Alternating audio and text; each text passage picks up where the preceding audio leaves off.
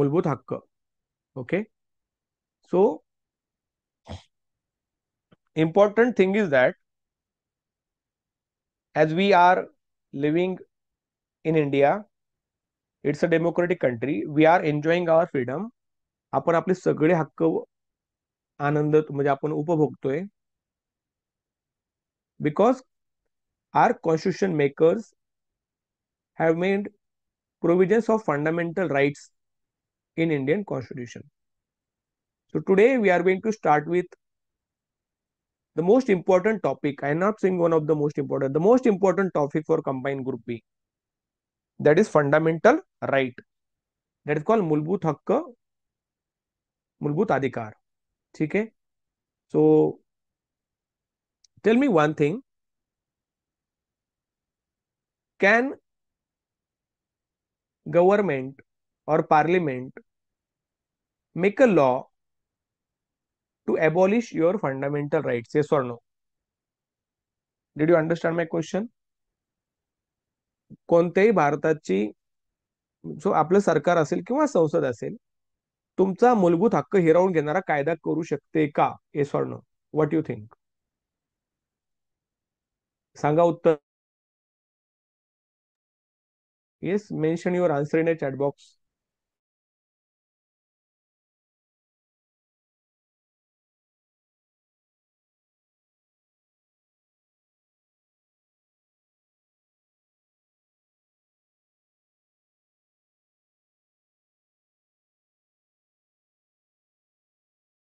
तुम्हाला प्रश्न कळला का? माझा प्रश्न असा होता पोरांनो, अरे तुमचे मूलभूत हक्क सरकार काढून घेऊ शकतं का? गवर्नमेंट आपका मूलभूत अधिकार छीन सकती है क्या?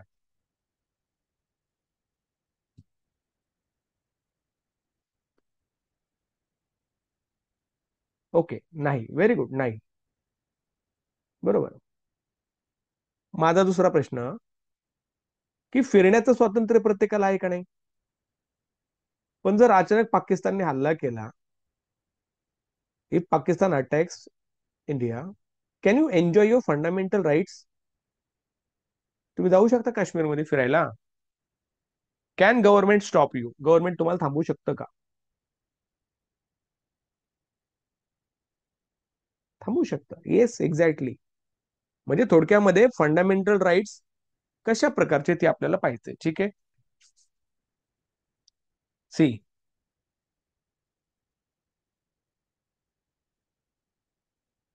येणाऱ्या काही काळामध्ये I am going to tell you to remember particular articles, because there can be a few question based on article as well. So a few important articles have to be remembered properly. काही articles तुम्हाला माहिती पाहिजेत, पाठ करून ठेवायचे ते. So let start with दिस. कोणत्याही लोकशाही देशामध्ये लोक महत्वाचे असतात. Let it be any kind of democratic country, सगळ्यात महत्वाचे लोक असतात. त्या लोकांना स्वातंत्र्य योग्य प्रमाणे उपभोगता यावं म्हणून काही मूलभूत अधिकार प्रदान केलेले असतात. भारताच्या घटनेमध्ये देखील मूलभूत हक्कांचा समावेश आर्टिकल, हे लक्षात ठेवा. जो रेड पेन में ना, इसको हाईलाइट करके नोटबुक में भी लिख लो. अशा मूलभूत हक्कांचा समावेश कलम 12 ते 35, 12 to 35 पार्ट 3 मध्ये करण्यात आलेला आहे. आणि मूलभूत हक्कांचा समावेश भारतीय राज्यघटनेमध्ये अमेरिकेच्या राज्यघटनेहून घेण्यात आलेला आहे. तो मूलभूत हक्कांचा समावेश कोणत्या देशातील घटनेहून करण्यात आला आहे? अमेरिका. Right, remember. मूलभूत कर्तव्य कुठून आले सांगा? कोण सांगेल मला? फंडामेंटल ड्युटीज का असेल?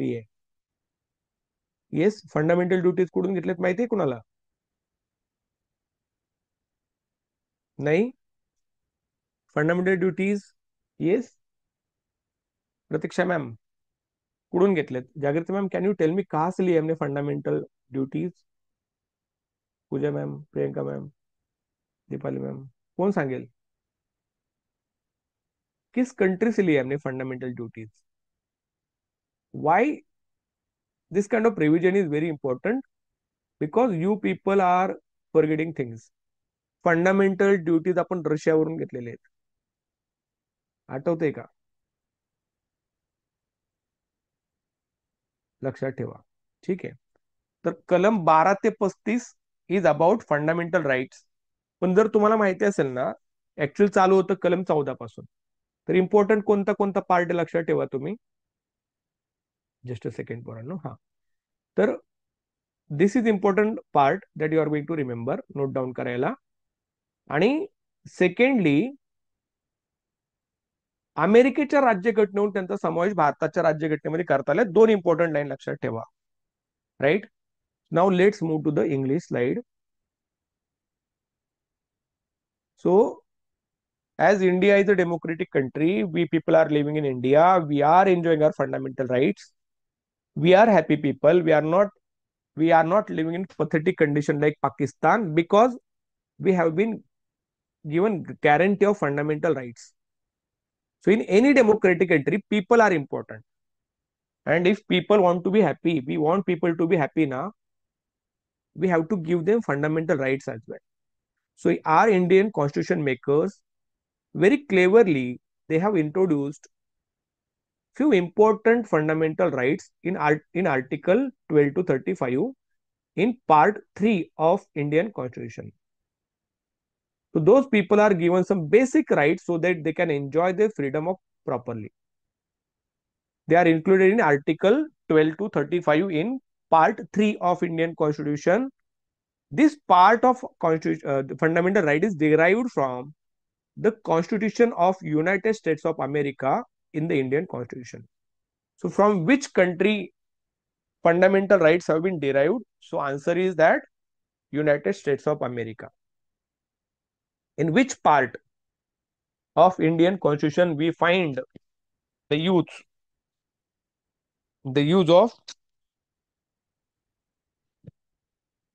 of fundamental right, that is part number 3. Which articles are related from Article 12 to 35? So actually Article 12 is about definition of Rajya Samstha. What is government? Article 13 is about what kind of laws can be repealed by the Supreme Court. So that is something that we are going to see. Any doubt about fundamental rights? The introduction of fundamental rights that we have derived, we have adopted them from United States of America.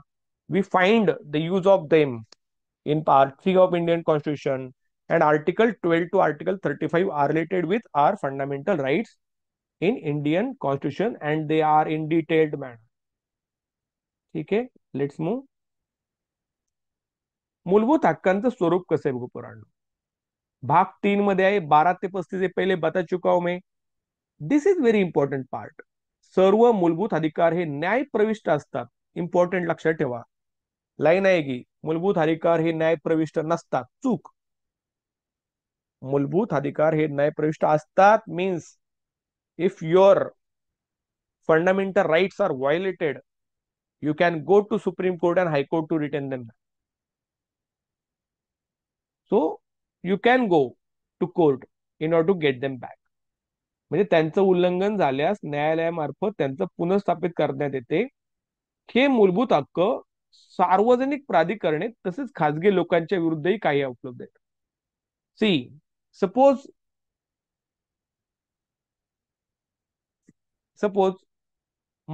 one of my fundamental rights is violated by the government, so I can go to court, right? But एखादी व्यक्ती असेल, त्या व्यक्तीने जर माझा वैयक्तिक अधिकार मूलभूत हक्क जर डावलला तर मी जाऊ शकतो का? तर काही केसेस मध्ये जाऊ शकतो. उदाहरणार्थ साधं उदाहरण देतो तुम्हाला. सपोज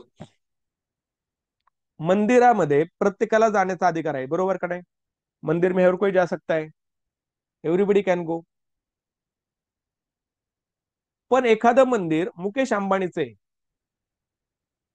आणि तुम्ही म्हणला की मुकेश अंबानीच्या मंदिरामध्ये मला जाऊन देवाचं दर्शन घ्यायचंय, चालेल का रे? मुकेश अंबानी येऊन देईल का आपल्याला? काय वाटतं तुम्हाला? क्या क्या लगता है, पाहणे दे का? त्यांची तो वैयक्तिक हक्क झाला ना, त्यांची पब्लिक प्रायव्हेट प्रॉपर्टी झाली ती. मग तुम्ही असं नाही म्हणू शकत आम्हाला प्रवेश नाकारला, आमच्या मूलभूत हक्काचा भंग केला. म्हणजे तुम्ही तुमचा जो हक्क आहे तो कुणाच्या विरुद्ध वापर करता हे पण मॅटर करतं. येते लक्षात? म्हणजे काही तुम्ही सरकारी अधिकार सरकारी कार्यालयाविरुद्ध असतील किंवा खाजगी कार्याविरुद्ध सुद्धा असतील, पण एक तर नक्की की ते न्यायप्रविष्ट असतात. So that is the nature of मूलभूत हक्क. काय बघा, Nature of fundamental rights.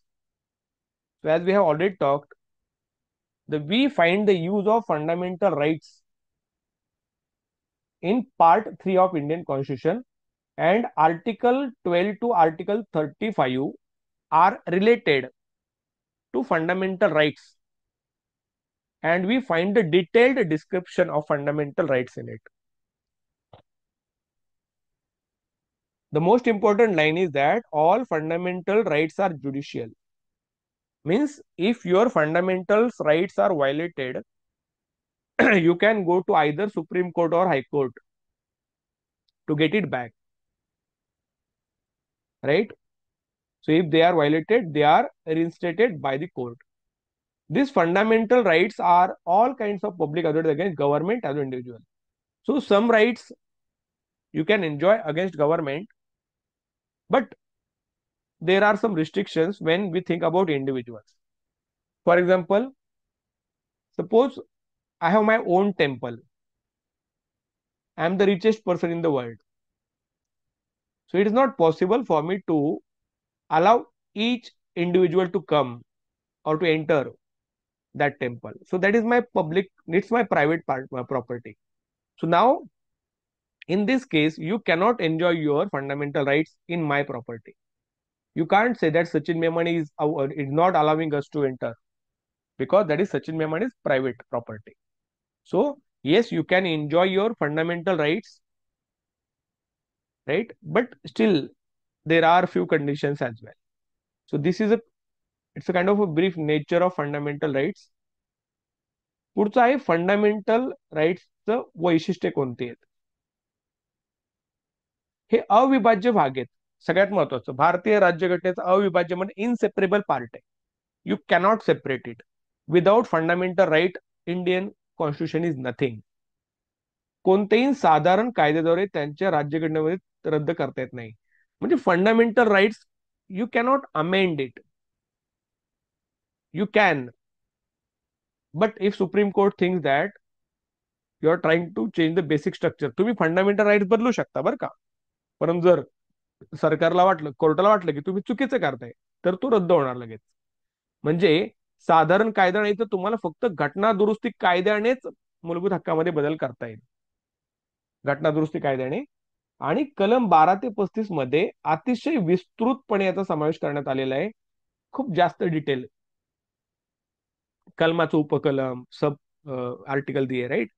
आणि घटनेमध्ये नमूद करणारे हक्क हे फक्त मूलभूत हक्क मानले जातील. म्हणजे व्हॉट एव्हर जे अधिकार मूलभूत हक्कामध्ये टाकलेत त्यालाच अधिकार म्हणायचं. बाकी तुमच्या मनाचा एखादा अधिकार ते ऍड नाही करू शकत तुम्ही, राईट. येते लक्षात? क्लिअर झालं? हे वैशिष्ट्य आहेत बाबा. त्याला तुम्ही नाही काढू शकत, रद्द नाही करू शकत मूलभूत हक्काला.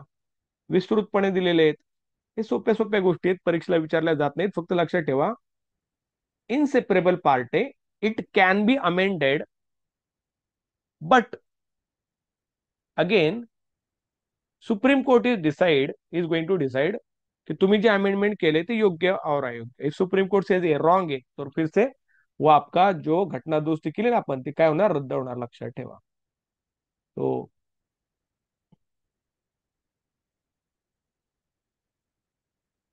okay, so characteristics of fundamental rights. The first and the most important characteristic of fundamental right is that it is an integral part of constitution. It means that you cannot remove that part because it is integral part of Indian constitution. All fundamental rights have been explained in detail in part 3 of Indian constitution from article 12 to article 35, and they are covered in great detail. Why? Because constitution makers never wanted any kind of confusion regarding it. So we find a detailed explanation of it. Fundamental rights cannot be repealed. Fundamental rights cannot be removed by the constitution by any kind of ordinary law. If you want to make amendment, you have to make constitutional amendment. But again, if you are going to make changes in it, Supreme Court will have the right to check whether that amendment is changing the basic structure of Indian constitution or not. So 99.99% cases may, if you are going to change the fundamental rights, Supreme Court will not allow you. So that is important part. Only the rights mentioned in the Constitution will be considered fundamental rights. So you cannot add your own right.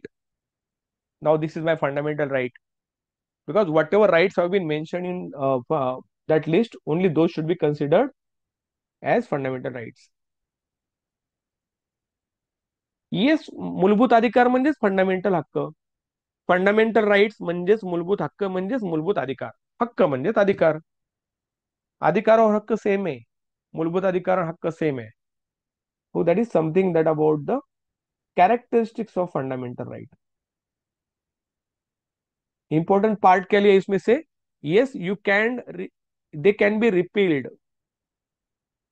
but you have to take the method of constitution amendment, and government, sorry, parliament can amend it, but again it is the authority of the high court, Supreme Court, to check whether amendment is proper or not. So that is again important part that you need to remember. Next important slide बघा कोणती आहे. काही मूलभूत हक्क केवळ भारतीयांनाच उपलब्ध असतात. म्हणजे आणि काही मूलभूत हक्क परक्यांना पण उपलब्ध असतात. फॉर एक्झाम्पल सांगतो तुम्हाला. Suppose a person from UK, समजा एखादा माणूस इंग्लंड वरून पुण्याला फिरायला आला आणि त्याला लोक लागली मारायला. लोग उसको पीटने लगे. तो अकॉर्डिंग टू आर्टिकल 21 त्याला जगण्याचा अधिकार आहे. Nobody can kill him. कोणताही परकीय नागरिक असू द्या, त्याला सुद्धा काही फंडामेंटल राईट्स आपल्या देशामध्ये आहेत. असं नाही की फक्त भारतीयांनाच आहेत. उदाहरणार्थ मी तुम्हाला म्हटलं की आर्टिकल 21 आहे. 21 काय सांगतो? प्रत्येकाला जगण्याचा अधिकार आहे. तुम्ही म्हणू शकत नाही आमच्या देशात का आला, तुला मारतो आम्ही. सन्मानाने जगण्याचा अधिकार आहे. तुम्ही त्याचा अपमान नाही करू शकत. म्हणजे काही हक्क हे परकीयांना आहेत, काही हक्क स्वकीयांना आहेत. But there are few important कि आर्टिकल 15, 16, 19, 29, 31 रट लो इसको. इंपॉर्टंट आहे, बहुत ज्यादा important.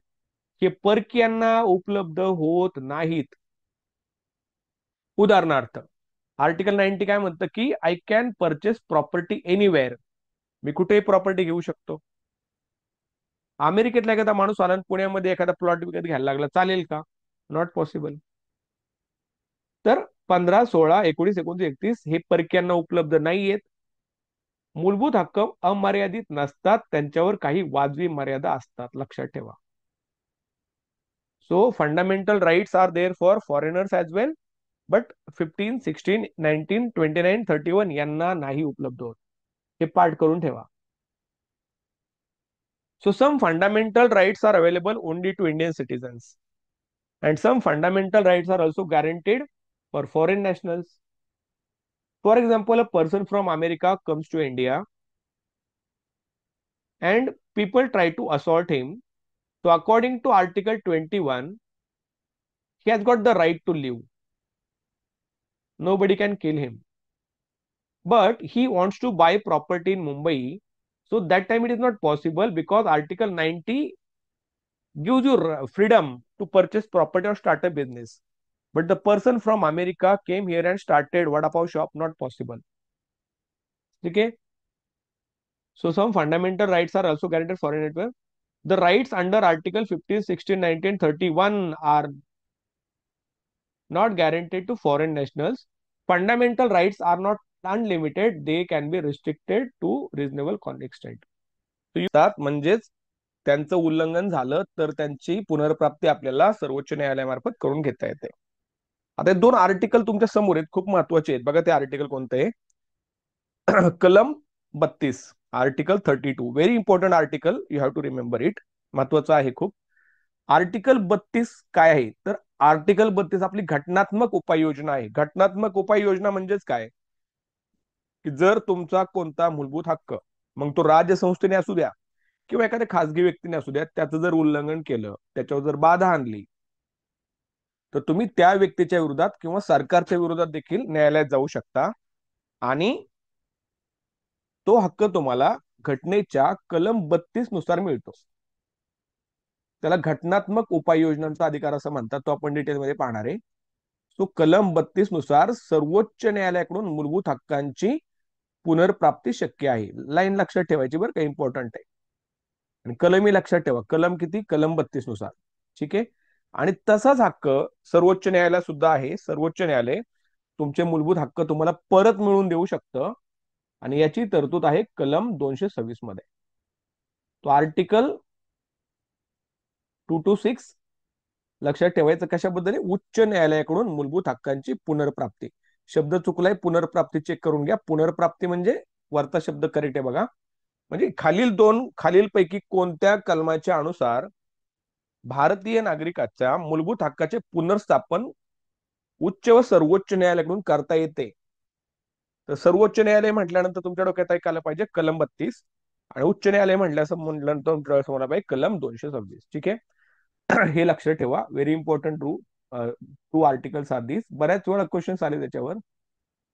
Yes. So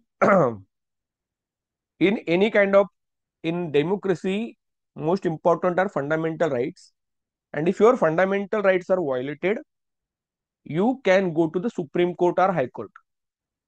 So Supreme Court has got the power to retain your fundamental rights which are violated by either by the government or anybody. And the secondly, according to article 226, you can go to the High Court to retain your fundamental rights if they are violated.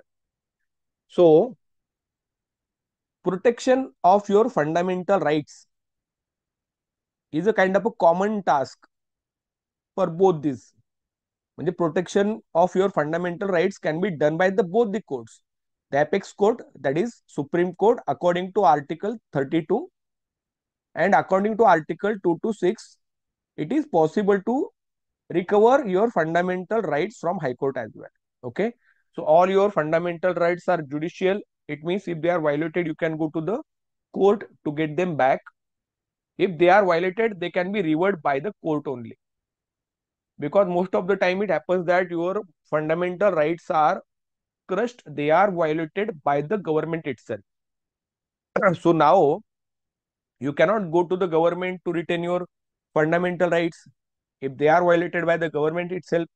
So this kind of provision that we have made, our constitutional makers have made in article 32, that your fundamental rights can be recovered from the Supreme Court according to article 32 of Indian Constitution. And under article 226, it is possible to recover fundamental rights from High Court. So protection of your fundamental rights can be done by both. In exam, question will be like, your fundamental rights can be protected only by Supreme Court. Right or wrong? Wrong. Incorrect. Your fundamental rights can be protected by both the courts, High Court and the Supreme Court. दोनों से आपके fundamental rights को protect KIA जाएगा. And these are two important articles that you need to remember. Next one. Next time, read it carefully. क्या लिखा है देखो एक बार.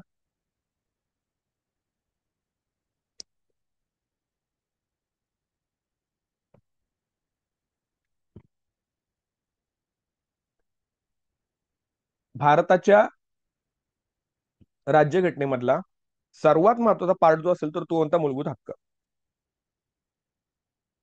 लोकांच्या उन्नतीसाठी, प्रगतीसाठी मूलभूत हक्कांची गरज असते, आणि या मूलभूत हक्कांमध्ये दुरुस्ती करता येते की नाही हा एक वेगळा मुद्दा झाला. म्हणजे समजा उद्या मला वाटलं की तुमचा एखादा मूलभूत हक्क काढून घ्यायचा आहे आणि मी गव्हर्नमेंट आहे, तर ते शक्य आहे का. आता उदाहरणार्थ कायदा करता येतो. समजा मी म्हटलं चला आजपासून तुम्हाला कुठेही फिरण्याचं स्वातंत्र्य नसेल, हा अधिकार मी गव्हर्नमेंट म्हणून काढून घेतो, आणि त्या प्रकारची दुरुस्ती, बघा मी काय म्हणतोय, त्या प्रकारचा कायदा मी संसदेत पारित करतोय. त्या प्रकारचा कायदा मी संसदेत पारित करतो म्हणजे काय, लोकसभा, राज्यसभा याच्यामध्ये माझं बहुमत आहे, तो मी कायदा पारित करतोय आणि त्याच्यावर राष्ट्रपती सही घेतोय, आणि त्याला असं म्हणतोय की आजपासून तुमचा हा मूलभूत अधिकार संपला. म्हणजे मला तुमचा मूलभूत अधिकार काढून घेता येईल का, किंवा मूलभूत हक्काच्या यादीमधील कोणता मूलभूत हक्क मला करेक्शन करता येईल का, इम्प्रूव्ह करता येईल का. तर याच्याबद्दल स्लाइड आहे आणि खूप जास्त इम्पॉर्टंट स्लाइड आहे. तर मूलभूत हक्कांमध्ये दुरुस्ती शक्य आहे. माइंड इट, की मूलभूत हक्कामध्ये दुरुस्ती शक्य आहे. परंतु हे खूप महत्वाचं आहे, परंतु जिथं जिथे येतं ना पोरांनो, तिथं तिथं प्रॉब्लेम येतात.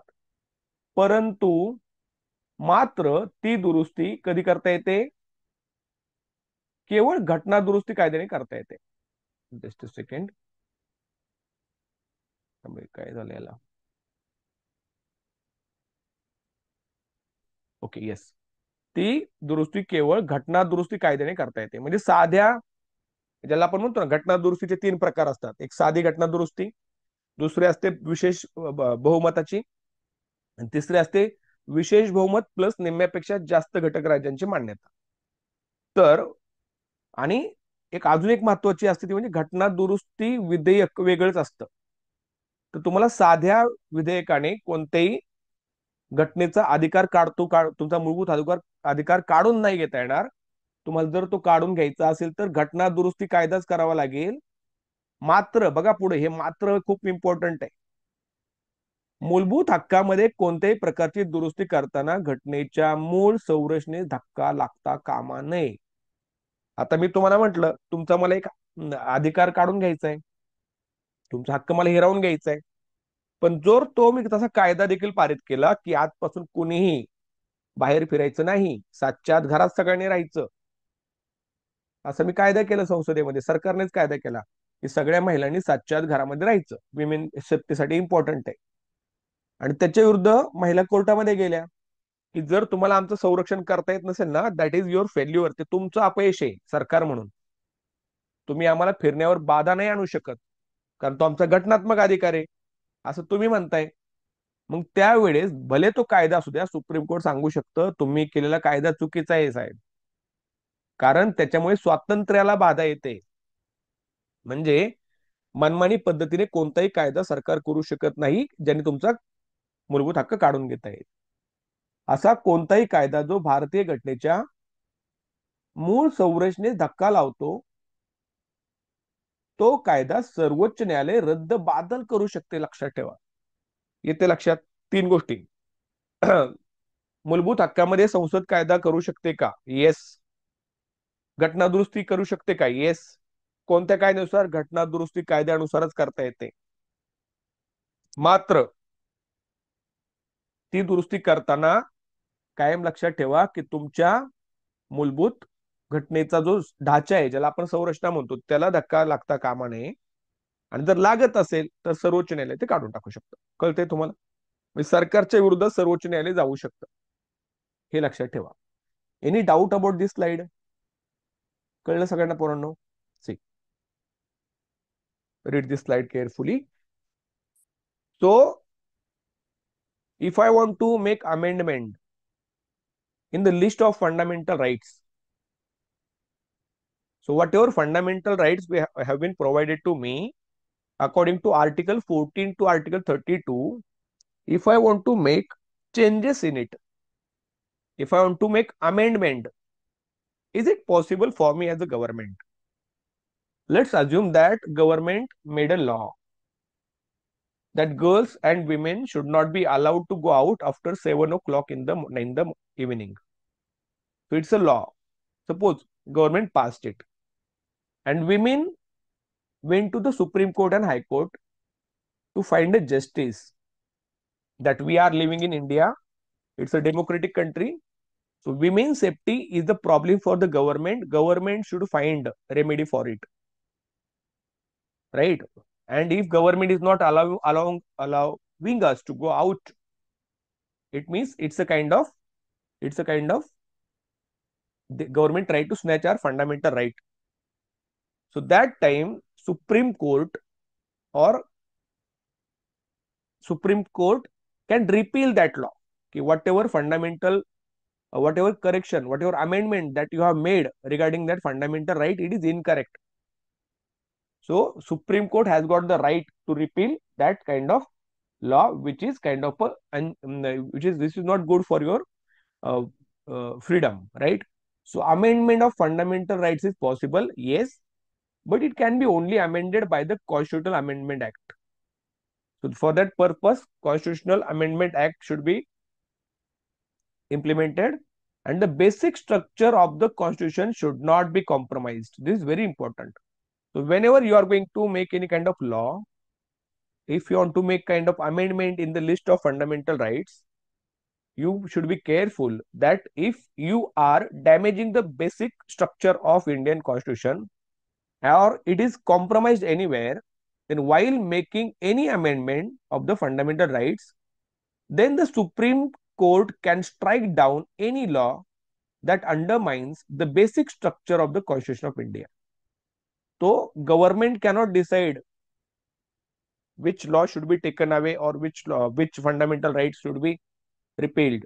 It is the right of the Supreme Court to retain and protect your fundamental rights. So any law which is not just, which is not good, which is a kind of amendment that can be recovered, that can be removed by the Supreme Court of India.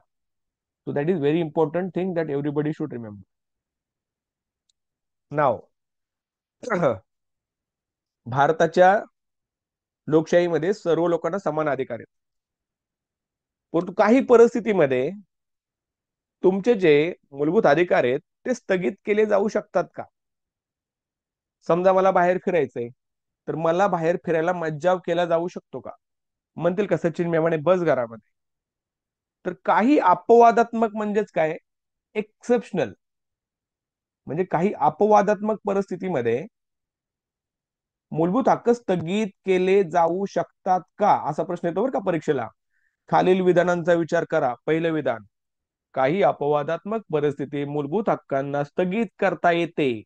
बरोबर, चूक नाही.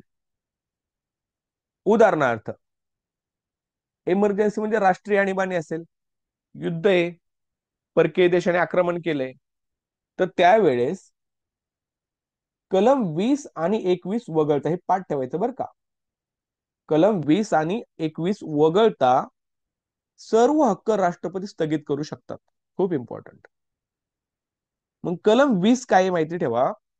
कलम 20 तुमचा अटके संदर्भातला अधिकार आहे. उदाहरणार्थ, एकाच व्यक्तीस एकाच गुन्ह्यासाठी दोनदा शिक्षा नाही देता येत. एखाद्या व्यक्तीला त्याच्याच विरुद्ध साक्ष द्यायला तुम्हाला भाग नाही पाडता येत. हा कलम 20 आहे. एकाच गुन्ह्यासाठी एकाच व्यक्तीला दोनदा शिक्षा शक्य नाहीये. राईट. दुसरं कलम 20 काय म्हणते की प्रचलित कायद्यानुसार शिक्षा दिली जाईल. आणि कलम 21 म्हणते की प्रत्येकाला जगण्याचा अधिकार आहे. म्हणजे जगण्याचा अधिकार कुणी काढून घेऊ शकत नाही. म्हणजे कलम 20 आणि 21 वगळता तुमचं फिरणं, मोबाईल वापरणं, एकत्र जमणं सगळं बंद करू शकतं सरकार. कधी? कोणत्या आणीबाणीमध्ये? नॅशनल इमर्जन्सीमध्ये, राष्ट्रीय आणीबाणीमध्ये ह्या गोष्टी स्थगित करता येतात. मग कोणत्या दोन कलमांना वगळता तुमचे मूलभूत अधिकार सस्पेंड करता येतात? कलम 20 आणि 21. ठीक आहे. कलम 19 ज्याला आपण म्हणतो स्वातंत्र्याचा अधिकार, आपला फिरण्याचा, संस्था स्थापन करण्याचा, धंदा किंवा व्यवसाय करण्याचा स्वातंत्र्य असेल, बोलण्याचं स्वातंत्र्य असेल, लिहिण्याचं स्वातंत्र्य असेल, येणारे सर्व स्वातंत्र्याचे अधिकार हे सशस्त्र उठाव किंवा अंतर्गत अराजकता या दरम्यान स्थगित करता येत नाही. याला स्टार करून ठेवा पोरांनो. याला एक स्टार करा आणि याला एक स्टार करा. नीट आहे का मी काय सांगतोय? अंतर्गत अराजकता का निर्माण होते? उदाहरणार्थ, एखाद्या देशाच्या विरोधात, एखाद्या सरकारच्या विरोधात, भ्रष्ट नेत्यांच्या विरोधात काही लोक आंदोलन करतायत रोडवर बसून की हा भ्रष्ट नेता, याला खाली करा, एखादा रेपिस्ट आहे त्याला बाहेर काढा मंत्रिमंडळात. आणि सरकार काय करतंय, म्हणतंय असं चालणार नाही, तुम्हाला आंदोलन करता येणार नाही. मग भले सशस्त्र उठाव होऊ द्या, तरी सुद्धा तुम्हाला हे येत ना, कलम 19 अंतर्गत तुमचे हक्क आहेत ना, ते निर्बंधित करता येत नाहीत. अंतर्गत बाबे. परंतु पाकिस्तानने आक्रमण केले, वरून विमानं फिरतात, मग मात्र 19 तुमचं सस्पेंड करता येईल. कळलं का? किती लोकांना कळलं, किती लोकांना नाही कळलं? कलम 19 स्थगित होऊ शकत नाही, कधीच कधीच नाही होऊ शकत. म्हणजे समजा अंतर्गत सशस्त्र उठाव झाला, सरकारच्या विरुद्ध जनता सरकारच्या विरुद्ध रस्त्यावर आली, दगड मारायला लागली, हत्यारं घेतली, तरी सुद्धा तुमचे हे स्वातंत्र्य हक्क तुम्हाला हिरावून घेता नाही येणार सरकारला. तुम्ही एकत्र येऊ शकता, आंदोलन करू शकता, बोलू शकता, फिरू शकता, व्यवसाय चालू करू शकता. म्हणजे अंतर्गत अराजकता ही सरकारच्या विरोधात असते. आणि सरकारच्या विरोधात जर अंतर्गत अराजकता असेल म्हणजे सरकारचं फेल्युअर आहे, सरकार काहीतरी चुकतंय म्हणून लोक हे काय आंदोलन करतायत. मग तुम्ही त्यांचा तो हक्क नाही हिरावून घेऊ शकत, हे सांगता आर्टिकल 19. परंतु युद्ध चालू झालंय, पाकिस्तान बॉम्ब टाकतंय, तर तुम्हाला 100% घरात जाऊन बसावं लागेल. जात नसताल पोलीस फटके मारून आतमध्ये टाकतील तुम्हाला घरात. तर तो हक्क सस्पेंड केला जाईल कधी, राष्ट्रीय आणीबाणीमध्ये, पण बाकीच्या कंडिशन मध्ये नाही. म्हणजे कलम 20 आणि 21 सगळ्यात महत्वाचं आहे, कारण माणूस जगला तर आपल्या हक्कांचा उपभोग घेऊ शकतो. त्याच्यामुळे कलम 21 म्हणतं माणूस, प्रत्येक माणसाला जगण्याचा अधिकार आहे. प्रत्येक माणसाला जगण्याचा अधिकार, आणि तो जगण्याचा अधिकार कोणीच हिरावून घेऊ शकत नाही. आणि जगण्याचा म्हणजे असं तसं जगण्याचा नाही, तर सन्मानाने जगण्याचा अधिकार आहे. प्रत्येकाला शिक्षण मिळालं पाहिजे, सगळे आर्टिकल 21 मध्ये येतात. या दोन बिट्स लक्षात ठेवा. Any doubt about this? Clear? समजलं का? रेकॉर्डिंग कालचे 2 होते पेंडिंग, ते झालेले आहेत, अपलोड करून देतो तुम्हाला. आज ऍपवर होतील, इथून पुढे काय ते ह्याच्यावर होणार नाहीत युट्यूबवर.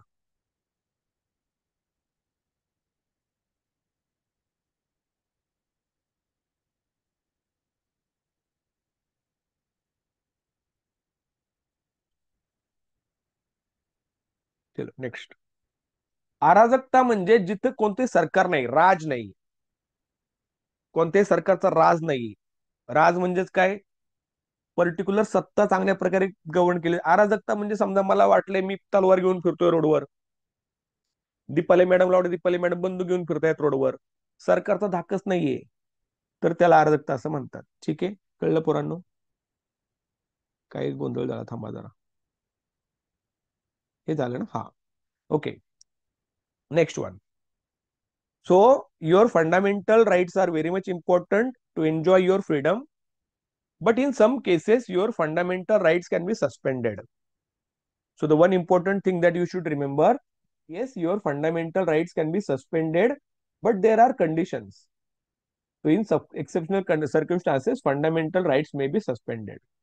The first condition is that in the times of national emergency, the president may suspend all rights except those enlisted in Article 20 and Article 21. So if national emergency is there because of foreign, we are having a kind of war-like situation with Pakistan, right? War is going on. So that time national emergency is declared. So that time your all fundamental rights will be suspended. You cannot go out, you cannot come together, you cannot protest. So Article 19 will be completely suspended. It can be suspended in national emergency. But there are two articles which are exception. The article number 20 and article number 21.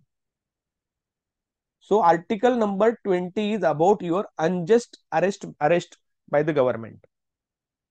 Article 20 says that you will not be forced, or you will not be made yourself witness against yourself.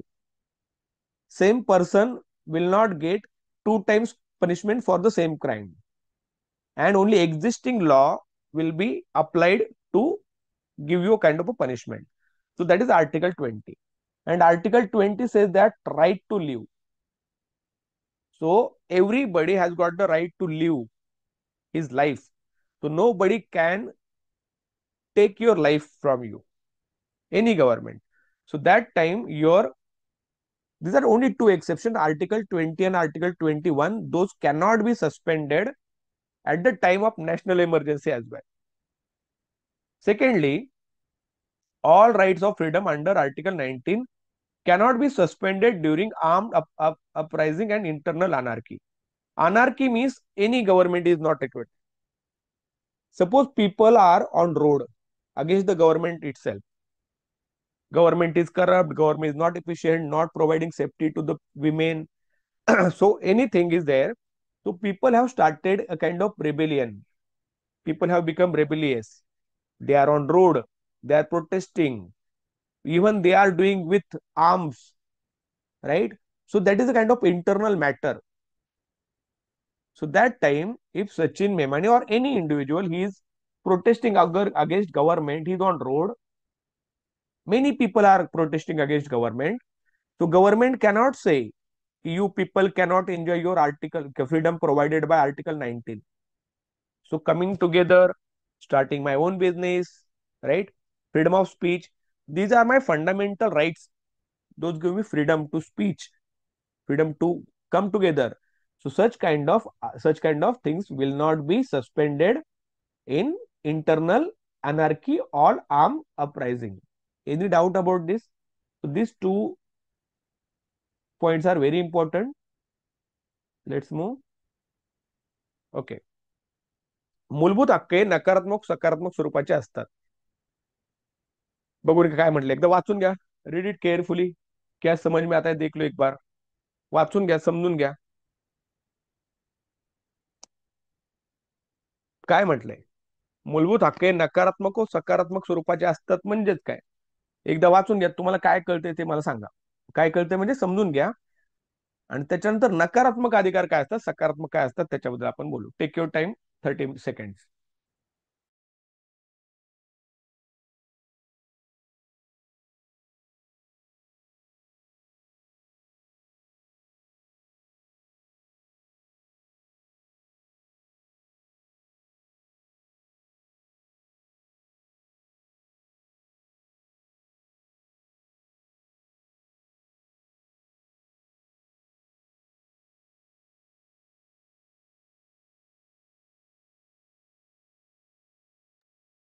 बघा काय म्हटले. मूलभूत हक्क हे नकारात्मक सकारात्मक स्वरूपाचे असतात. याच्यावर परीक्षेला प्रश्न येतो, खालील पैकी कोणता मूलभूत हक्क हा नकारात्मक आहे? आता याच्यामध्ये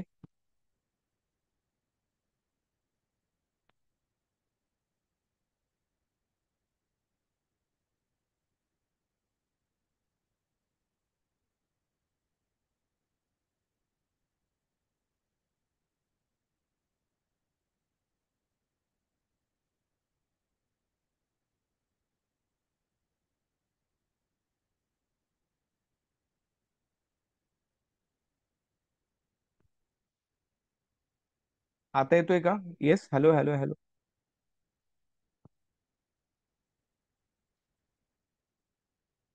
वेट. येतोय? Hello hello hello hello. येतोय का आवाज? चेक करा. येतोय का आवाज? येस येस, ठीक आहे. हा. आपल्या देशामध्ये मी तुम्हाला म्हटलं की जात, आवाज कमी जास्त होतोय का? क्लिअर एकदा सांगा मला. तर आपली सगळी मेहनत परत पाण्यात जाईल. क्लिअर आहे ना? Yes yes. थांबा. बघा. लिंग, धर्म, जात, धर्म, वंश या कोणत्याही लेवलवर कोणत्याही प्रकारचा भेदभाव करण्यास मनाई आहे आपल्याला. मनाई आहे. मग आता मी नीट सांगतो, नीट ऐकून घ्या बरं का पोरांनो. उदाहरणार्थ समजा, मी समजा मराठा समाजाचा आहे, बरोबर. आता मराठा समाजामध्ये दोन पद आहेत, तुम्हाला माहिती असतील. पाटील आणि देशमुख नावाचा प्रकार असतो.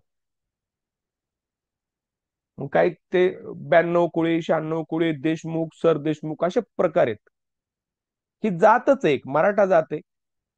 या जातीचे वेगवेगळे काय, पाटील कोण म्हणते, देशमुख म्हणते, सर देशमुख म्हणे. तर ह्या सगळ्या काय झाल्या माहिती का, एक प्रकारच्या पदव्या झाल्या. रावसाहेब ऐकलं असेल तुम्ही. रावसाहेब सचिन मेमाने. तर असलं रावसाहेब वगैरे काय लावता येत नाही. म्हणजे असा कोणत्याही नामाचा वापर तुम्हाला करता येत नाही जो इतरांना तुमच्यापेक्षा कमी दाखवतो. अशा कोणत्याही प्रकारचा तुम्ही टायटलचा वापर नाही करू शकत की ज्याच्यामुळे बाकीच्यांना वाटेल आपण कमी प्रतीचे आहेत. पण लोक करतात, तो भाग वेगळा. नीट सांग बघा. त्याच्यामुळे पदव्या नावाचा प्रकार आहे, आठवते का? पदव्या रद्द करणे. म्हणजे पहिली आहेत ना, रावसाहेब ही पदवी दिली जायची सरकारतर्फे. रावसाहेब, सर ही पदवी सरकारतर्फे दिली जायची. म्हणजे जालियनवाला बाग हत्याकांड झाल्यानंतर रवींद्रनाथ टागोर यांनी सर या पदवीचा त्याग केला होता. म्हणजे अशी कोणती पदवी असेल ती रद्द केली जाईल. संस्थानिक होते. 1971 साली नवीन कायदा झाला. संस्थानिकांना आता आपण म्हणतो पतोडीचे नवाब सैफ अली खान, त्याची बायको बेगम करीना कपूर, नवाब बेगम वगैरे असलं काही बोलता येणार नाही. याच्यामुळे डिस्क्रिमिनेशन होईल, ज्याच्यामुळे समाजामध्ये असमानता आहे असा संदेश निर्माण होईल. अशा कोणत्याही पदव्या तुम्हाला धारण करता येणार नाहीत. जर तुम्हाला एखादी पदवी घ्यायची असेल तर त्याच्यासाठी सरकारची मान्यता लागेल. मग तुम्हाला पाहिलं असेल भारतरत्न पदवी आहे का नाही, महाराष्ट्र भूषण पदवी आहे, पद्मविभूषण असेल, पद्मभूषण असेल, पद्मश्री असेल. ह्या वेगळ्या प्रकारच्या पदव्या आहेत, पण त्या सरकारने दिलेल्या पदव्या आहेत, त्या चालतील. पण त्याच्या विरुद्ध मी या संस्थांचा राजा होतो, मग मी ते संस्थांचा राजा मी झालेलो आहे, अशा प्रकारचं कोणत्याही प्रकारची पदवी तुम्हाला लावणं हे घटनाबाह्य आहे, लक्षात ठेवा. आणि त्याला सरकार सांगू शकतं तुम्ही असलं वापरू शकत नाही. तर हा झाला नकारात्मक अधिकार. म्हणजे सरकार तुम्हाला कोणती कृती कराय बंधन आणू शकतं की अशा प्रकारच्या पदव्या रद्द करा. की तुमच्या पदव्यामुळे काय होतंय, समाजामध्ये समता नाहीये, अशा प्रकारचा मेसेज जातोय. सकारात्मक स्वरूप काय बघा. सकारात्मक हक्क हे नागरिकांना समान अधिकार मिळवून देतात. उदाहरणार्थ मी म्हंटल चला, आजपासून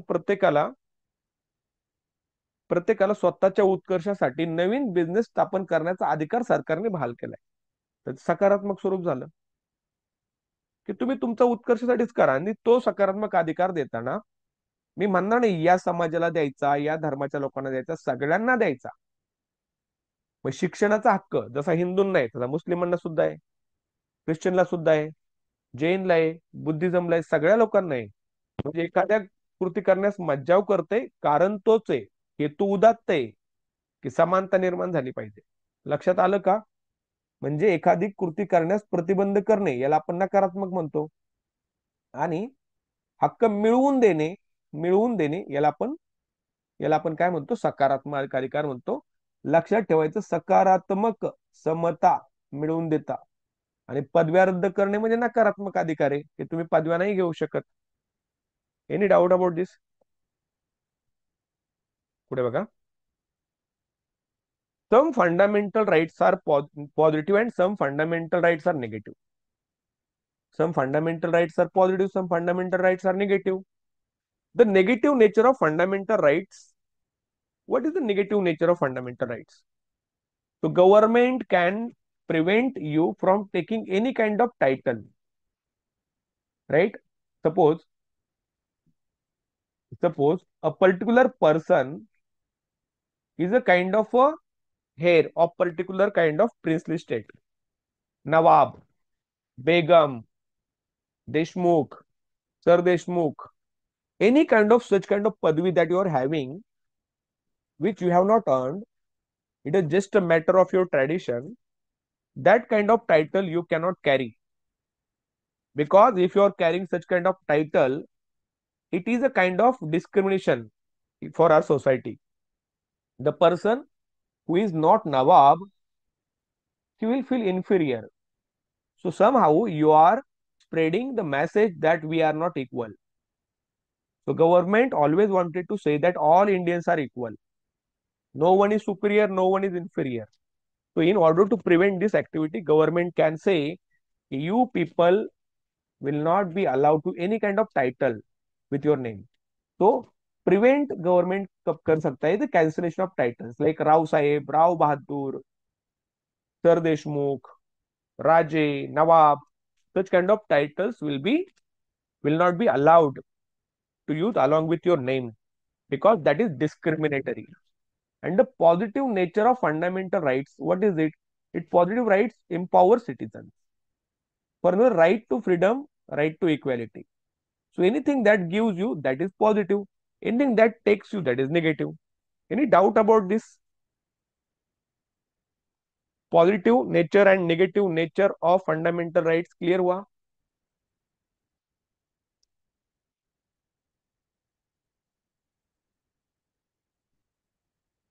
I hope it's clear. Next one. Now we are going to starting. Actual discussion. आता आपलं ऍक्च्युअल डिस्कशन चालू झालं. हे पाहिले आपण आतापर्यंतच्या काय ज्याला आपण म्हणतो मूलभूत हक्काचं स्वरूप आणि वैशिष्ट्य. आता जसं मी तुम्हाला म्हटलं, कलम 14 ते 32 मध्ये फंडामेंटल राईट्स आहेत बरं का, पण कलम 12 आणि 13 पण तितकंच महत्वाचं आहे. कारण फंडामेंटल राईट्स कुणाच्या विरुद्ध वापरायचे असतात? सरकारच्या विरुद्ध वापरायचे असतात. मग सरकार म्हणजे नक्की काय? म्हणजे राज्य संस्था म्हणजे काय, सरकार म्हणजे काय, तर या राज्य संस्थेची व्याख्या दिलेली त्यांनी कलम 12 मध्ये. तो राज्य घटनेच्या कलम 12 मध्ये राज्य संस्थेची व्याख्या देण्यात आली आहे. म्हणजे मला माझे फंडामेंटल राईट्स वापरायचे, आणि कोणाच्या विरुद्ध वापरणार? सरकारच्या विरुद्ध वापरणार. बरोबर का नाही? समजा मी बाहेर फिरतोय, पोलिसांनी मला अटक केली, म्हणलं का अटक केलं? मग पोलीस कोण आहेत? सरकार आहे. सरकारचे माणसं आहेत पोलीस. बरोबर का नाही? म्हणजे सरकारमध्ये कोण कोण येतं? तर भारतीय शासन संसद, इंडियन गव्हर्नमेंट आणि इंडियन पार्लिमेंट. म्हणजे मोदी पंतप्रधान, त्यांचं पूर्ण मंत्रिमंडळ हे झालं शासन. आणि लोकसभा, राज्यसभा हे पण काय झाली? शासन संस्था झाली. म्हणजे परीक्षेला प्रश्न असा येतो, भारतीय राज्यघटनेच्या कलम 12 नुसार कशाचा समावेश राज्य संस्थेमध्ये होतो किंवा होत नाही? तर भारतीय शासनाचा होतो का? होतो. भारतीय संसदेचा होतो का? येस, संसदेचा होतो. घटक राज्याचे शासन होतं का? हो, राज्य सरकारचा होतो. विधान परिषद, विधानसभा होतो, यांचाही होतो. नगरपालिका, महानगरपालिका सर्व स्थानिक शासन संस्था म्हणतो. ग्रामपंचायत, पंचायत समिती, जिल्हा परिषद सगळ्यांचा होतो, त्या पण सरकारच आहेत. राईट. थोडक्यामध्ये ज्या संस्थांना सरकारतर्फे मोठ्या प्रमाणात आर्थिक सहाय्य मिळते व ज्यावर सरकारी नियंत्रण असते, त्या सर्वांना आपण काय म्हणतो? राज्य संस्था म्हणतो. And this last line is very important. सहकारी संस्था राज्य संस्था नाही आहेत. सहकारी संस्था राज्य संस्था नाही आहेत. कळलं का मला काय सांगायचं? Any doubt about this? Clear? म्हणजे उदाहरणार्थ, नीट आहे का मी काय सांगतोय? सहकारी दूध कारखाना आहे, सहकारी कोऑपरेटिव्ह कोई इन्स्टिट्यूट आहे, मी तिकडे गेलो आणि त्यांनी मला वेगळी वागणूक दिली, तर मी म्हणलं की मेरा तो फंडामेंटल राईट्स का उल्लंघन हो गया, तर ते राज्य संस्थेमध्ये येत नाही. आर्टिकल 12 काय ते आपण पाहणार आहे. Any doubt about this? समजलं का? म्हणजे राज्य संस्था म्हणजेच काय, so that is explain in article 12. Clear? Okay. तो definition of state. See, we people enjoy our fundamental rights, and most of the times our fundamental rights are violated. They are crushed by the government only. Suppose I, Sachin Memane, went to the temple, or I am protesting about something, and government or the police arrested me. The policemen or the police officers or the police department is a part of a government. So mostly we people enjoy our fundamental rights, and our fundamental rights can be violated by the government of the most of the times. Then I cannot understand and I cannot enjoy my fundamental rights unless and until I don't understand the meaning of government. So what is the definition of state? So article number 12 is about definition of state. So what comes into that? The first one is government of India. If I say Modi Sarkar, the cabinet ministers, that is Indian government. That is Rajya Sanstha. That is state. Parliament, Lok Sabha, Rajya Sabha, Rajya Sanstha hai. Secondly, the constituent state governing legislature. Maharashtra का विधिमंडळ, विधान परिषद, राज्य संस्था है. The government of Maharashtra, राज्य संस्था है. All types of local bodies, gram panchayat, district board, panchayat समिति, तालुका level things, all these are local bodies are Rajya Sanstha. Any municipal corporation, district board, all are Rajya Sanstha. In short, we call institutions that receive large amount of financial support from the government and are controlled by the government. So anything, any institution that is financed, that is supported financially by the government of India, it is a Rajya Samstha. Suppose it's a junior college, it's a government junior college, and the principal tells me that I cannot give you allow admission over here because you belong to this caste. So that is a violation of my fundamental right. And the government is providing fund to that particular institution. So that is the Rajya Samstha. But suppose a particular educational institution is started only for particular religion only. Let's take example of madrasa. Have you heard about madrasa? Mostly Muslim students go there for religious education. And if Sachin Memani wants to go there, can I? I won't be allowed. They won't allow me to come there. Why? Because that is their religious education. So you need to understand the exceptions. So state so what kind of question will be there in examination? Question. According to Article 12, what does not come under the definition of state? So you need to understand cooperative societies are not state institution. Cooperative. Cooperative means what? Suppose I started one institute. I started one institute that is cooperative institute. So cooperative institutes are controlled by the shareholders. Shareholders are going to give that particular amount. So that is their right. Government has nothing to do with. Government is not supporting financially to it. So cooperative institutions are not state institutions, mind it. So you need to remember government, parliament, state assemblies, state government, all local bodies, indirectly all institutions which are financially supported by the government, they are called state Rajya Samsthas. I have no doubt.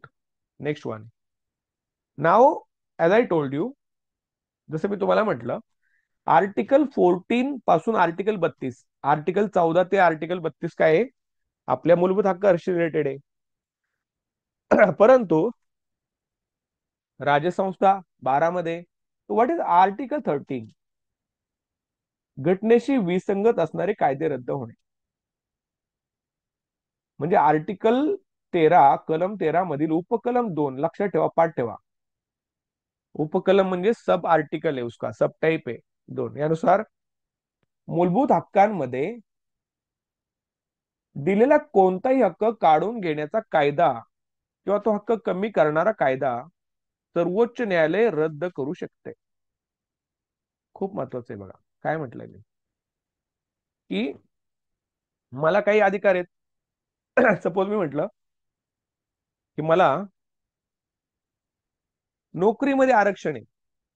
Suppose SC आणि ST कास्टला नोकरीमध्ये आरक्षण राहतं, OBC ला सुद्धा राहतं, आणि त्यांचं आरक्षण समजा सरकारने डावललं. बघा मी काय सांगतो. समजा महाराष्ट्र गव्हर्नमेंट म्हटलं की आता इथून पुढे ST आणि SC समाजाला आरक्षण नाही दिलं जाणार,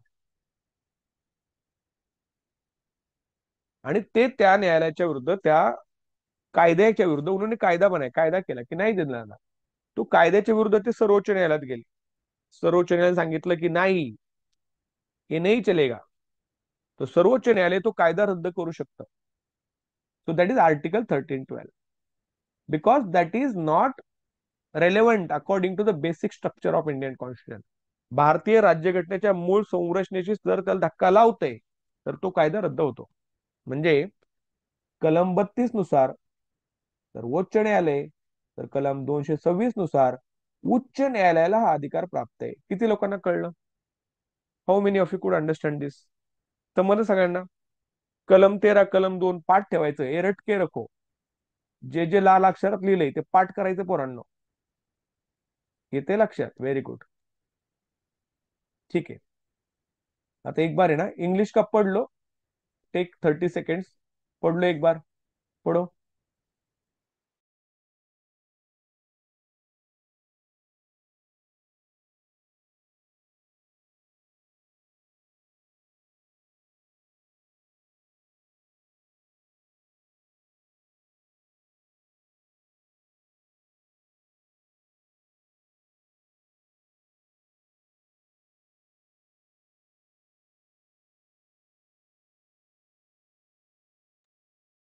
Done. See, repeal of laws inconsistent with the constitution.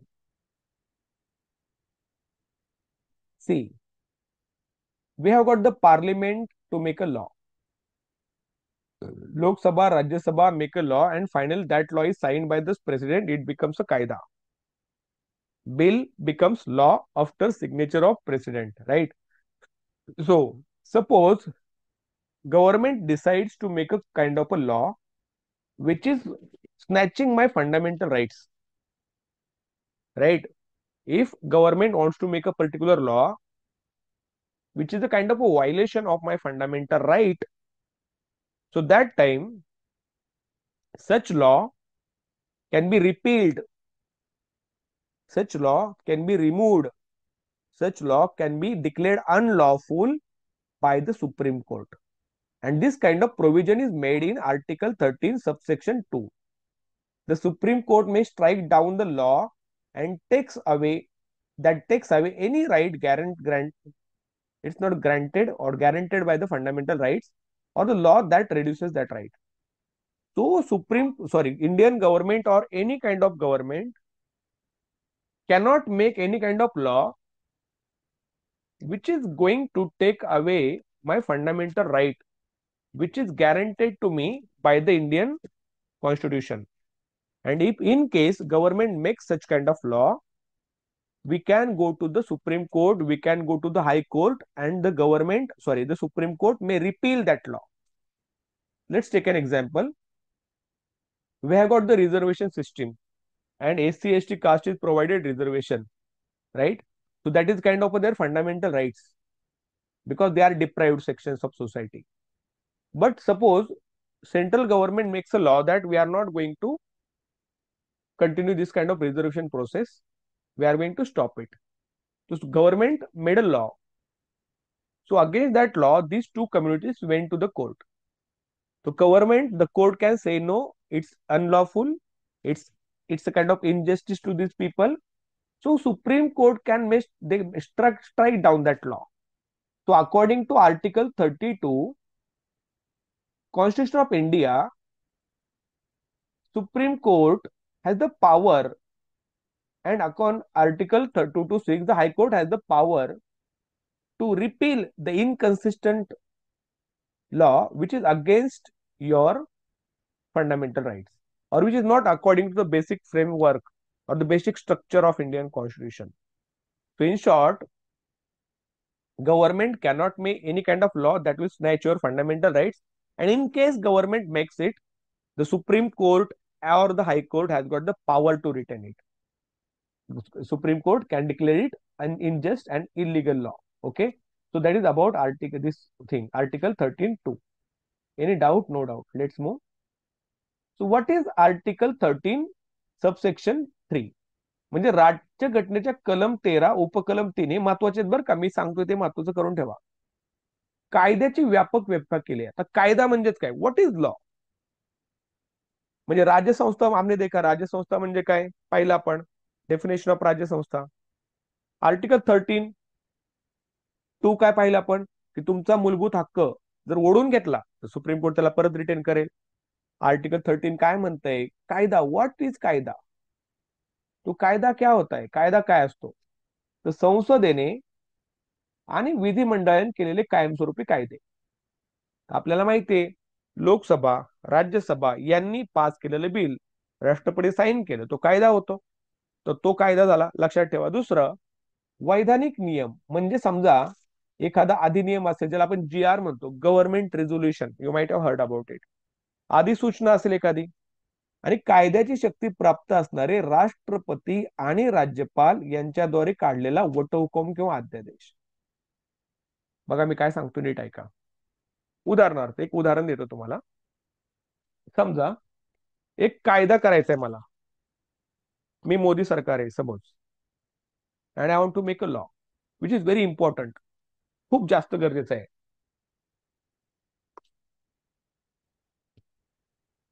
पण कायदा करण्यासाठी संसद लागते आणि संसदेचं सेशन बंद आहे, संसदेला सुट्टी आहे, इमर्जन्सी कायदा बनवायचा आहे मला. सो दॅट टाइम राष्ट्रपतीला अधिकार असतो ऑर्डिनन्स काढायचा. एक कायदा राष्ट्रपती आणि राष्ट्रपतीने काढलेला अध्यादेशाला कायद्याचा दर्जा प्राप्त असतो आणि तो कायदा पाळला जातो. परंतु जसं संसदेचं अधिवेशन चालू होतं त्याला संसदेची मान्यता घ्यावी लागते. म्हणजे राज्यपाल किंवा राष्ट्रपती यांच्याद्वारे संसद किंवा विधानमंडळ चालू नसताना काढलेला अध्यादेश वटहुकूम हा सुद्धा कायदाच असतो, लक्षात ठेवा. It is also kind of law. कारण संसद बंद आहे, विधिमंडळ बंद आहे, राज्यपाल राष्ट्रपती काढू शकतात कायदा, वटहुकूम काढतात, की त्याला कायद्याचा दर्जा प्राप्त असतो. तर तिन्ही गोष्टी लक्षात ठेवा. कायदा म्हणजे काही इस पे क्वेश्चन पूछा जाता है, विचारलेला आहे. एनी डाऊट अबाउट दिस पोरांनो? डाऊट असेल विचारा. ठीक आहे. Okay okay. In Article 12, we talked about Rajya Samstha. What is state? We people enjoy our fundamental rights. Now, Article 13, subsection 2 talks about the right of Supreme Court and High Court to repeal the unjust law which is passed by the government that can be the violation of your fundamental right.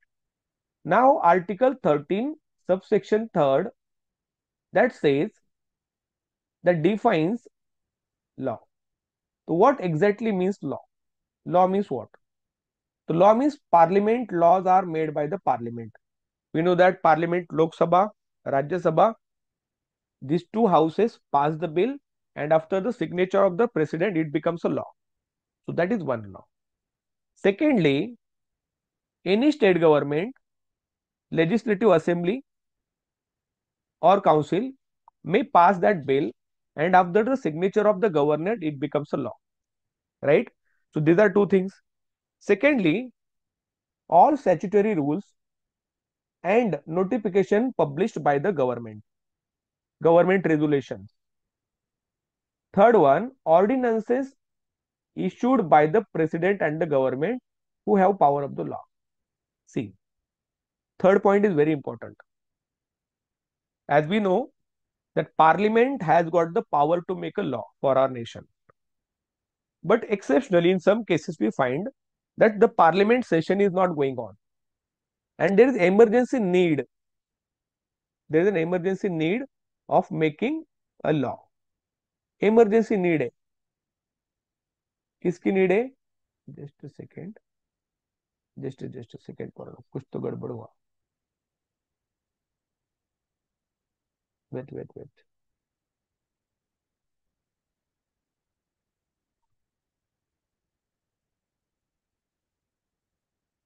Yes, is it visible? Huh. See, the parliament session is not going on, right? Parliament or Vidhimandal session is not going on, and there is emergency need of making a law, and we can't wait for the parliament to start its session. So, Rashtrapati has got the right to declare an ordinance. Same way, for the state, governor can declare ordinance. That ordinance has got the power of law. It is a kind of a law, but it is mandatory for that law to be sanctioned by the parliament after the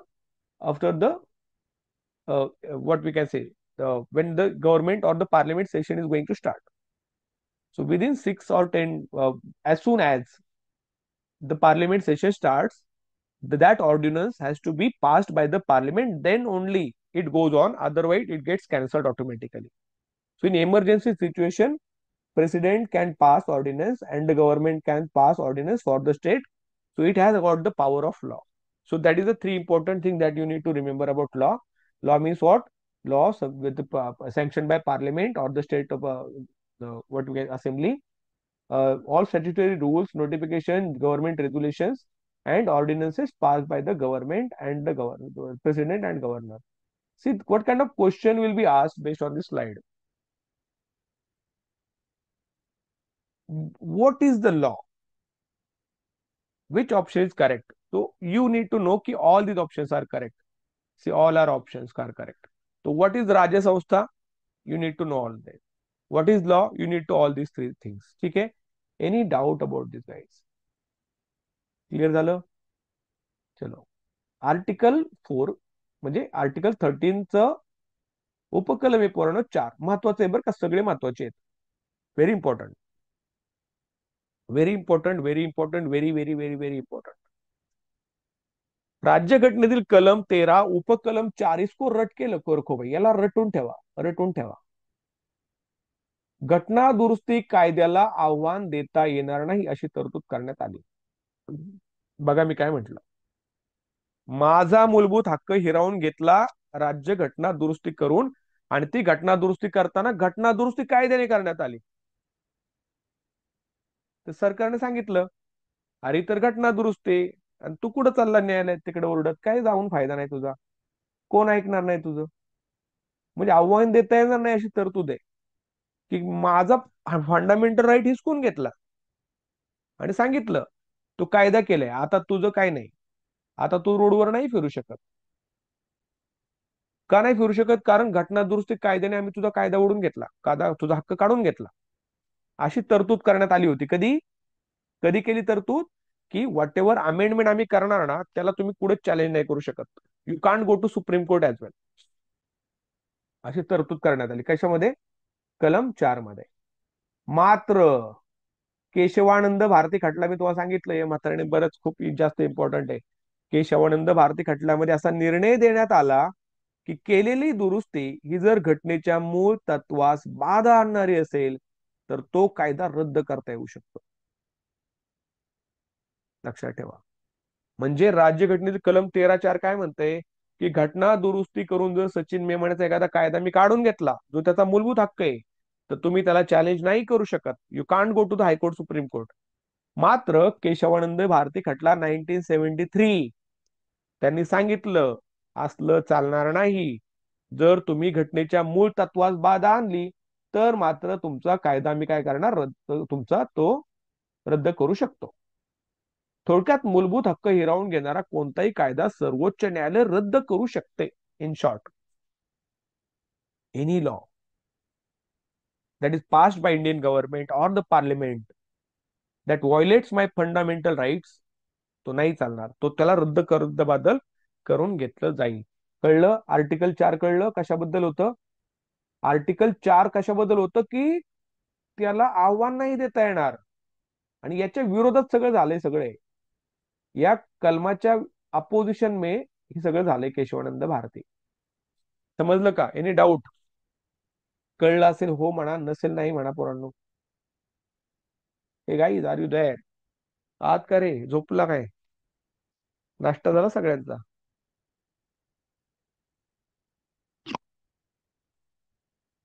good.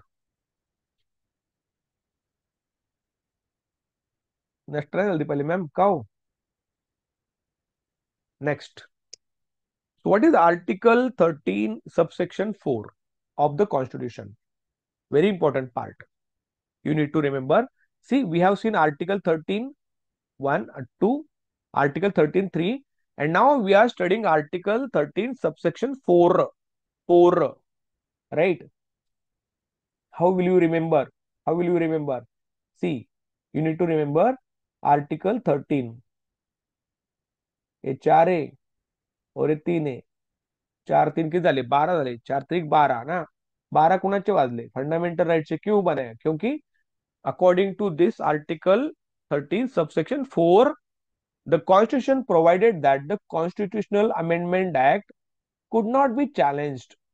Now the problem arises if that law that the parliament has made, it's a kind of a violation of my fundamental rights, and the subsection says that I can't go to the court, that any kind of constitutional amendment cannot be challenged, and my fundamental right is snatched by making this kind of amendment, that is constitutional amendment, and now it's saying that it cannot be challenged.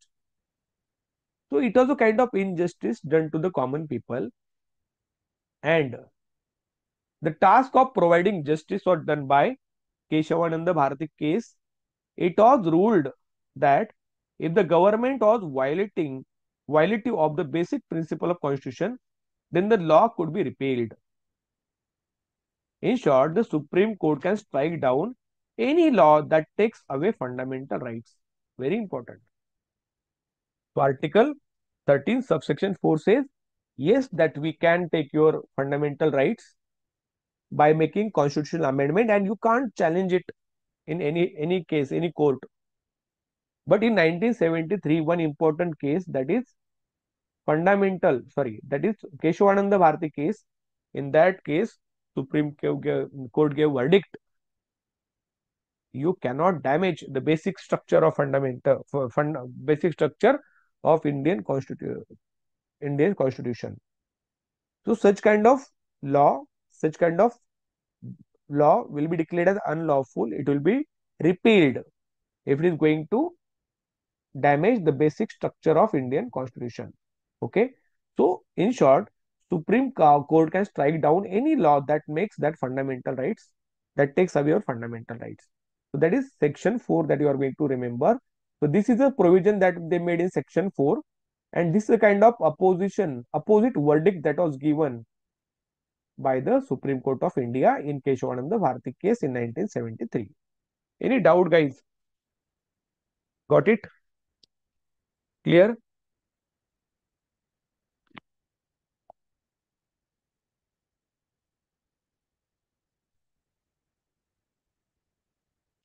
I am planning to make, बघा मी काय करतोय, विचार करतोय. I am planning to make, video recording सेमच राहणार. One video will be for जो आता चाललाय तसंच रेकॉर्ड होणार, and second video I am going to make only for English medium student. मतलब वीडियो मतलब इसको एडिट करूंगा, ओनली इंग्लिश पार्ट अलग अलग अलग करके उसको ना ज्वाइन करके एक वीडियो बनाऊं. So it will be convenient for them to study this. Okay, and it will be convenient for me to sell the recorded course as well. ठीक आहे. Any doubt about it? चलो let's move. राज्यघटनेतील मूलभूत हक्क. Now we are going to study the fundamental rights. म्हणजे राज्यघटनेतील मूलभूत हक्क कोणते कोणते ते बघून घ्या आपण. आर्टिकल 12 झालं, आर्टिकल 13 झालं. 13 मधलं 2 कशाबद्दल कोण सांगेल मला? आर्टिकल 2 कशाबद्दल होतं? सबसेक्शन 2. येस, सबसेक्शन 2 कशाबद्दल होतं? आठवते का रे? अय गजनी गाईज, आर्टिकल 2 बघा ना इथं, की सर्वोच्च न्यायालय तो कायदा रद्द करू शकतं, विसंगत कायदा. आर्टिकल 3 काय म्हणतंय? कायद्याची व्यापक व्याख्या केली. पाठ ठेवायचंय, इम्पॉर्टंट आहे सगळं. आणि आर्टिकल 4 काय म्हणते? की घटना दुरुस्ती कायद्याला आव्हान नाही देता येणार. राईट नाव आता आपण चालू करतोय भारतीय राज्यघटनेतले मूलभूत हक्क, प्रॉपर मूलभूत हक्क. मूलभूत हक्काला खूप वेळ लागणार आहे बरं का, व्हेरी लेंदी टॉपिक आणि खूप महत्वाचं आहे आपल्या एक्झाम साठी. सावकाश जाऊ द्या, बाकीचे सगळे सोपे सोपे टॉपिक आहेत. कलम 14 ते 32, मूलभूत हक्काची सविस्तर मांडणी भारताच्या राज्यघटनेमध्ये करण्यात आलेली आहे. तो खालीलपैकी कोणत्या कलमांमध्ये भारतीय राज्यघटनेमधील मूलभूत हक्कांची मांडणी करण्यात आली आहे? पाठ ठेवायचा, आर्टिकल 14 टू आर्टिकल 32. राईट. यामध्ये मूलभूत हक्कांचे एकूण 7 गट देण्यात आले. किती गट पोरांनो? 7 गट देण्यात आले होते बरं का, होते होते होते. आता किती आहेत? आता किती आहेत? किती आहेत? 6 गट आहेत फक्त. कोणता काढून टाकण्यात आला आपण ते पाहणार आहे. 1978 साली 44व्या घटना दुरुस्तीने संपत्तीचा मूलभूत अधिकार काढून टाकण्यात आला. म्हणजे पहिल्यांदा कसं होतं समजा, बघा मी एक उदाहरण देतो.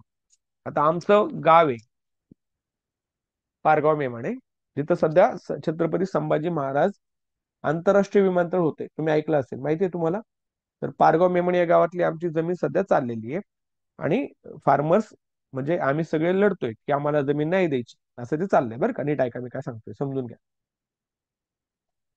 म्हणजे हा आमचा संपत्तीचा अधिकार आहे की आमची जी लँड आहे ना, आम्हाला नाही द्यायची एअरपोर्टला. तो पहिला मूलभूत हक्क होता 1978 पर्यंत, फंडामेंटल राईट, आणि तो कोणाला ओढून घेता येत नव्हता. पण त्याच्यानंतर सरकारने काय केलंय? भूसंपादन कायदे केलेत भरपूर वेळा. भूसंपादन कायदे म्हणजे काय? लँड ऍक्विजिशन ऍक्ट केलेत. उदाहरणार्थ 2013चा एक लँड ऍक्विजिशन ऍक्ट आहे. त्यानुसार सरकार तुमची जमीन घेऊ शकतं. रोड बनाना आहे, सरकार आपली जमीन ले सकता है. काही महत्वाचं करायचं, सरकार तुमची जमीन घेऊ शकतो. तुम्ही नाही म्हणू शकत फंडामेंटल राईट्स आहे, तुमचा तो मूलभूत अधिकार नाहीये होता. आता सरकार तो तुमचा काढून घेऊ शकतं.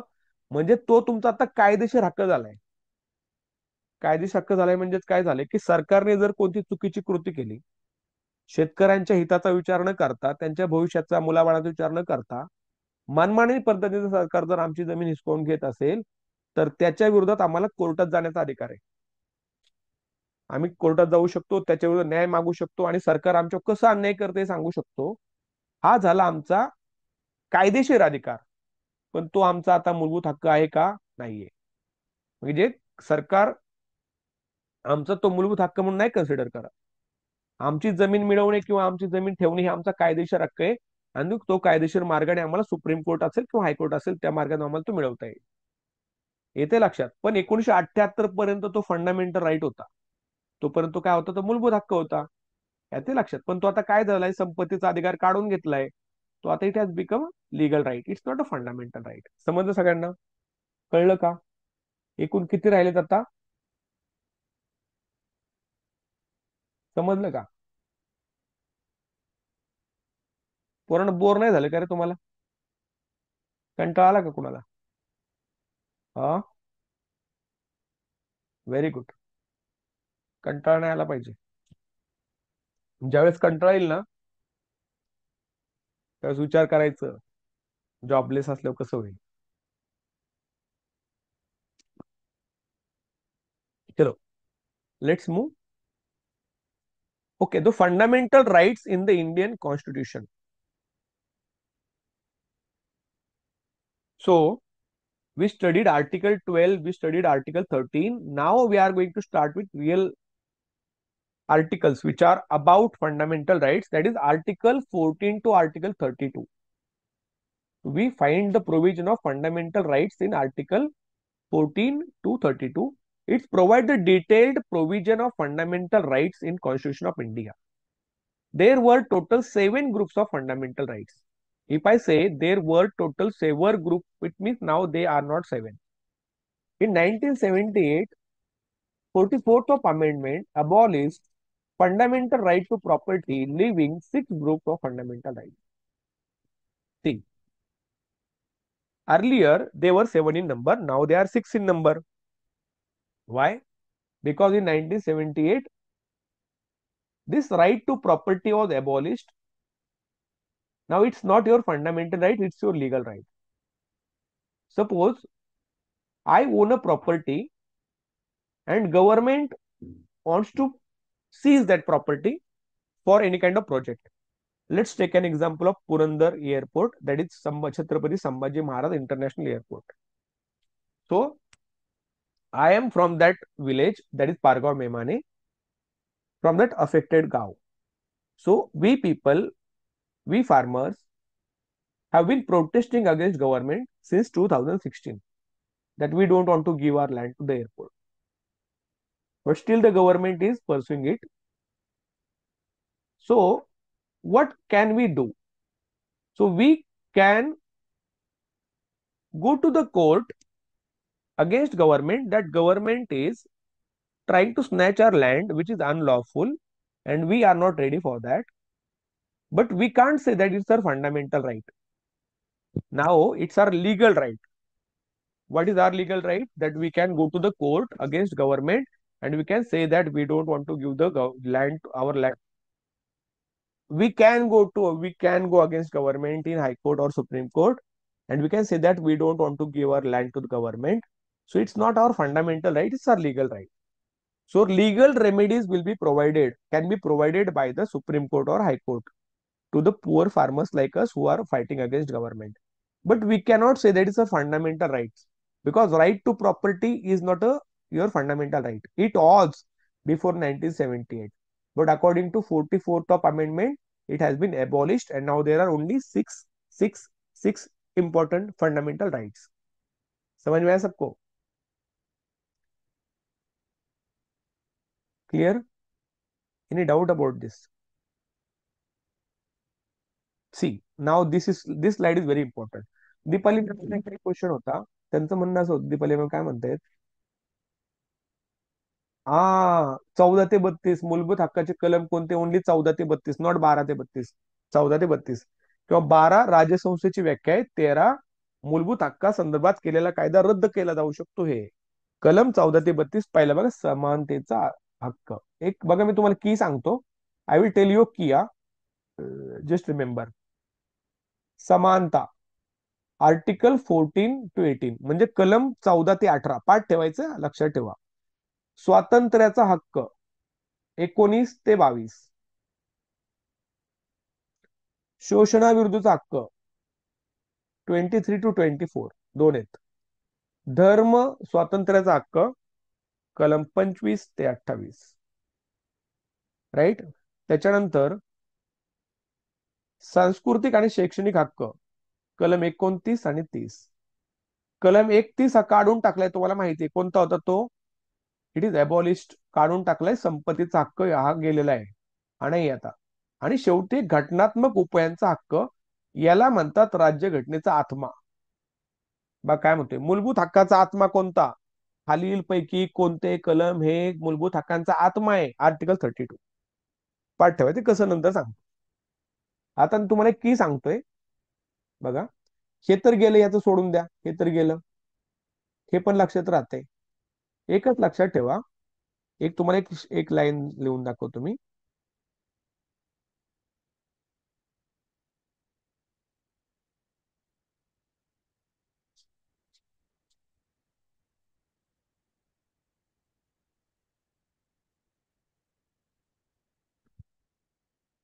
ससा शोधा.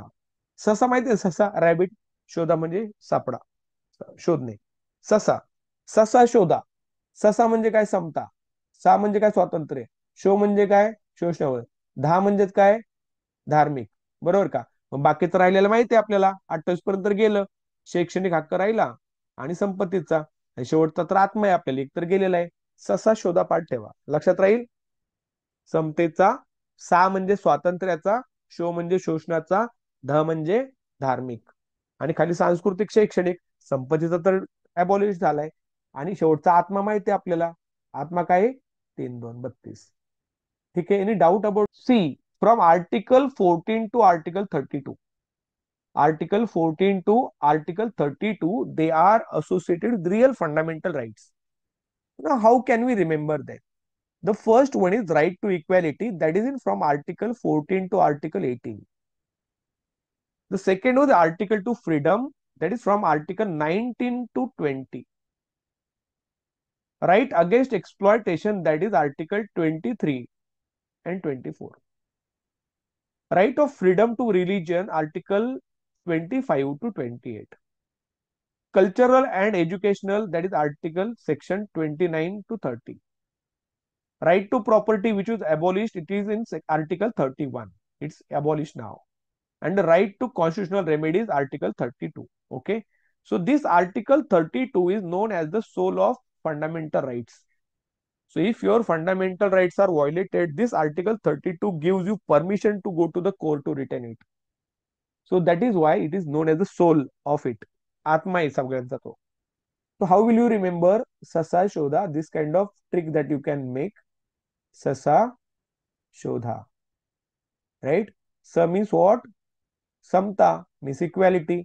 Sa means swatantra, that is freedom. Sho means shoshan, that is exploitation. And dha means dharmic, that is religion.